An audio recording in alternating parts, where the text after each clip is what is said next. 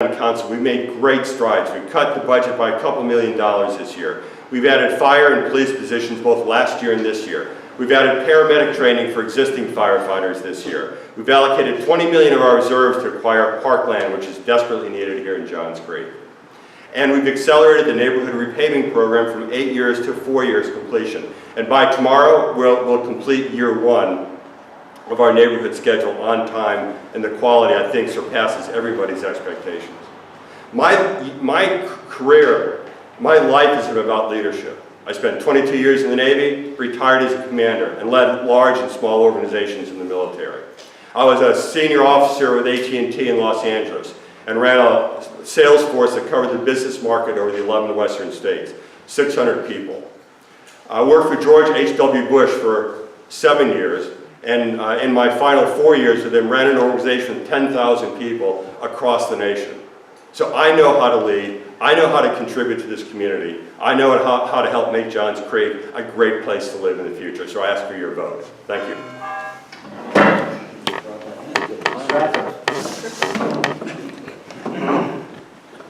My name's Tom Radford. I wish I had his voice. I need a microphone. I was born in Atlanta, raised here. My father was an able aviator during World War II. He was the war hero in the Pacific. He went down in the ocean, and clearly he made it out. And he installed values in me from early age. His generation was the best, from my view. These people went through the Great Depression. They learned how not to have things. They learned how not to want and to live with what they needed. And these are the values that have been installed in me since I was a child. And those values include working hard, and doing the right thing, and sticking to the truth. So normally I say faith, family, future. I'm sure by now you folks have seen that and have heard that from me. And I say that I have faith in this country. I have faith in people. Of course I have faith in Almighty God. But I believe we can unite this community and discuss back and forth, what do the people want? See, it's not about me. I'm here to serve. I'm very qualified. I have undergrad in accounting from Georgia State. I have an MBA from Georgia State. I work for Fortune 500 companies. I started my own business 20 years ago. It's worldwide. I forged relationships in Asia, in Europe, all over South America. I do that through communicating, give and take. But the bottom line is, this is your community. And so I'm here to serve you. So vote for me, and I will do that. Thank you, Mr. Radford. So we've got several questions from folks who are coming in the room. We asked them to fill out some cards and place them in the bowl, and I've got a stack here. Just due to the number of questions and the amount of time that we have, I'd like to suggest maybe a 1-minute response, if we can, to each one of these questions, and we'll just continue the same flow. The first question, and Lynn will continue to keep time for me over there. First question is, what is the most critical issue facing Johns Creek, and how would you address it? First every time. So that means teach them stuff. It's not fair. The most critical issue facing Johns Creek, I think there's no question that people would say traffic. And it is. It is a critical issue. It affects everything about our quality of life. We voted to form the city to take control of some things, and I think probably the one thing that tipped everybody's scale that voted for this city, parkland was an issue. There were so many committees, you just couldn't get across town at any time of day to do anything reasonable. There were all sorts of issues. So I think traffic is number one, but it can't push everything else into the background. A community is about all the good things it is. There are incredible good things here. We need to keep building on them too. So it's a great question. I just don't want it to say nothing else matters, because if we don't balance traffic with everything else, we want our community. Thank you. Mr. Bishop. Same question. Same question. Many years ago, we moved to Alpharetta, old Alpharetta, now John Street, because we wanted to see fewer human beings, more trees, more animals, and more natural beauty. Things changed, a lot of people followed us, and this became a crowded place. Yes, traffic is very important. We need to widen most of the roads, like State Bridge, like Kimball Bridge, like Abbas Bridge, like Holcomb Bridge, like McGinnis Ferry. We widen all our bridges, which is one on State Bridge, one is on Holcomb Bridge, one is on Abbas Bridge, and if we can do a new bridge on Raleigh Bridge near Bell Road, things will change. We have heard that you can implement something that's done in the state of Michigan, where you have only left turns. And I'm not an expert on traffic, but we need people's residents' input and hire a committee to study traffic and suggest us what to do. Thank you. I'm going to take a little bit different stab at that question. I think traffic is an issue, certainly. We've got to address it. Another real pressing issue, though, is to reduce the burden on the homeowner from a tax standpoint. Right now, we carry a bulk, as homeowners, we carry a bulk of the tax burden and we provide the services to our city.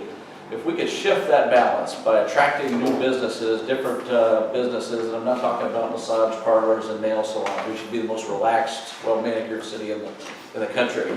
But yeah, we want to attract bigger, more corporate businesses, and so traffic's going to be an implement of that, of fixing that and creating that, because that's an attraction point for us.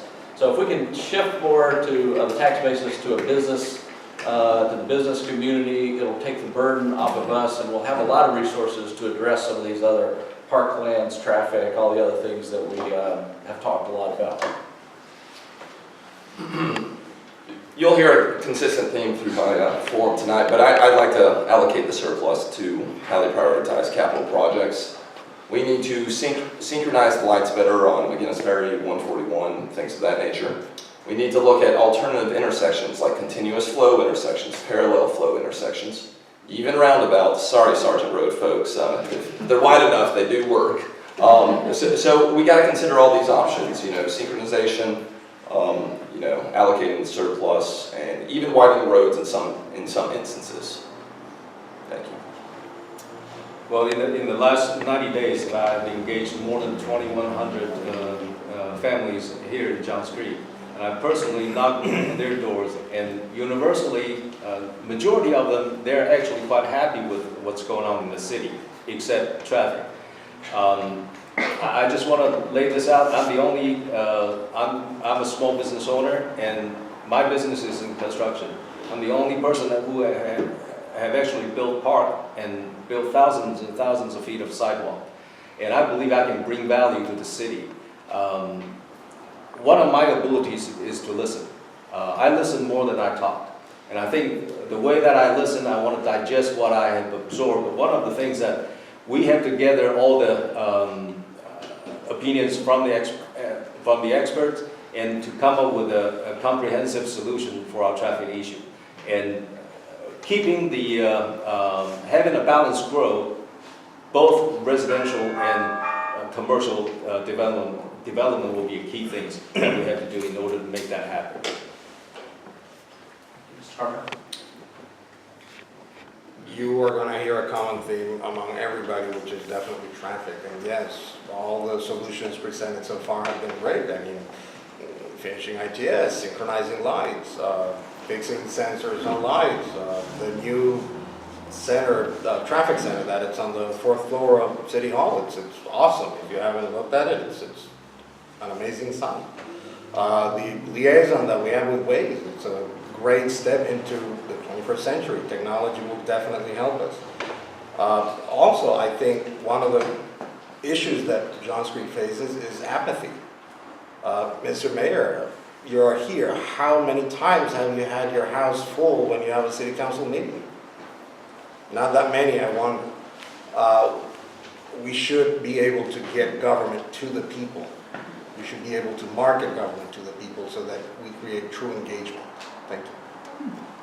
So I was traveling with my daughter during the rush time one day, and she said, Mom, why are we going so slow? Of course, we were stuck in traffic. And so then why is it called the rush time, right? So I understand, and I've spoken to many residents, more than thousands of residents, and of course they say traffic. And so nowadays I've started to ask them, what do you think about the city apart from traffic? And they start smiling. So yes, that's common, number one. What do I bring to the table? I've spoken to the experts, I've spoken to the traffic consultants, and more than 53% of our traffic is pass-through traffic. Can we fix it overnight? We can't. But I've always been a coalition expert. I'm able to bring traditional and non-traditional partners to the table, along with funding that can help us with what we can do.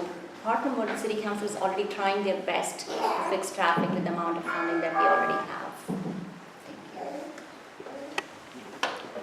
So yes, traffic is definitely our biggest issue, and it's getting from point A to point B. But I think what goes hand in hand with that is how we fund that. And I think this summer we experienced what happens when we as a city can't direct what we're actually wanting to do, and we're going and getting grants that dictate what we do. Those grants are high dollar, but then they dictate timing and what can be done. And so from my perspective, in addressing traffic, we need to address it internally. We drive plenty of tax revenue coming into the city. We have amassed some serious surplus over the last few years, and I don't see why we can't be using our own internal funding. That way we can guide the project, we can guide the timing, we know exactly what it is we want to do, and at the same time I don't think we need to do a lot of expensive work-throughs like Michigan U-turns, things of that nature. I think that there are some very simple solutions out there, things that worked when we were kids. You know, the timing of lights. I've had many people as well as myself get to a light and it takes me 5 times to get through and I'm only the 20th car. So I think just looking at simple solutions using our dollars is a good start. Instead of one, I'm going to give you my top 3 priorities real quickly, and I hope we'll have the opportunity to discuss these issues in more detail. One is clearly traffic. We've invested more in the last fiscal year and this fiscal year than all city councils have invested since the city was started, when you include both city dollars and federal and state grant dollars. Issue number 2, economic development. We need to create an environment that will attract small, mid-sized, growing companies to Johns Creek so we can create better balance between residential and commercial tax. And third, public safety. I'm the public safety advocate on City Council. One of the primary reasons we created the city was a better police force and better fire department. We're the safest city in Georgia and in the top 10 in the United States. On the fire side, because of investments we've made in the last couple of years, your homeowner's premium, the fire protection portion of your homeowner's premium, should have gone down $290 for an average $500,000 house. That's significant. We also need a 4th fire station in the northwest sector of the city, and I'm the only candidate that's addressed this issue with a specific plan. Thank you.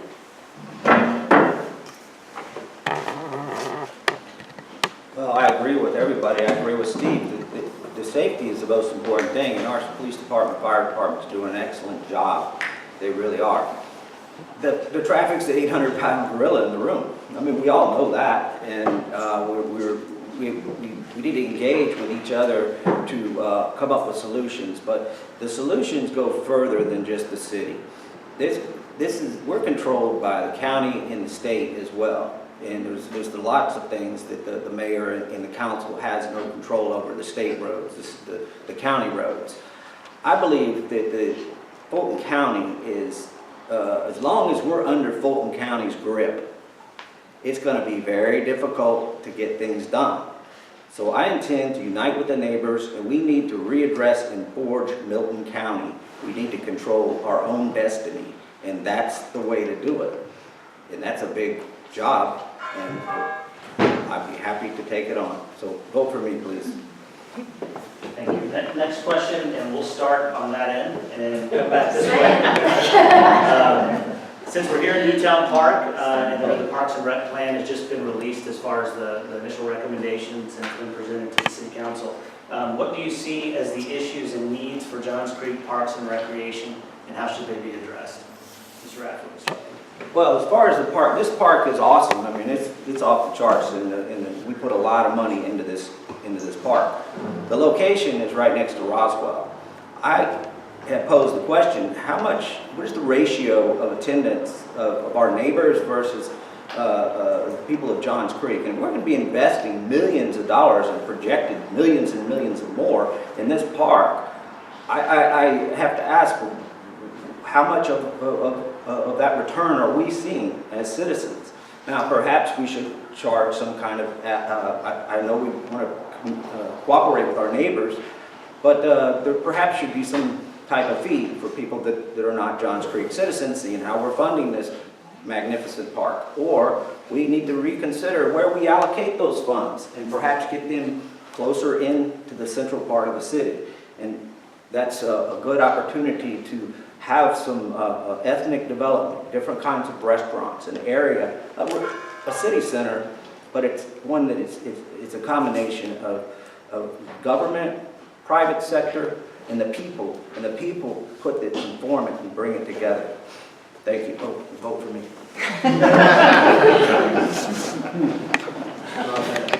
Well, as I mentioned in my opening comments, the City Council has allocated $20 million of the reserves to acquire parkland, and we're actively looking at opportunities. But you need to create